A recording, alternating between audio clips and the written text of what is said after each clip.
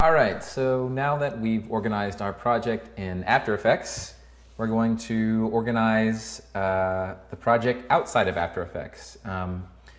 And the way we do that is by setting up some organized directory and file structure so that all of your assets can be organized and accessed easily.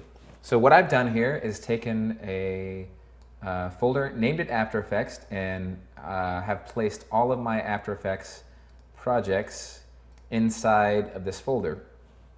And what I have also done is created a project template directory, and inside this directory we'll find a setup that's very similar to the one that we created in After Effects.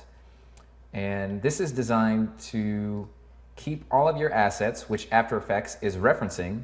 Again, remember that After Effects does not import any of the media. It simply references the files that you point it to. So After Effects will be looking into this directory to see the files and manipulate them in your composition window. And what we're going to do here is basically set up a file structure that mirrors the one that you have in your project window. So we have a folder for documents, images, video, 3D if you have any 3D modeling, artwork, and then we have a After Effects project folder.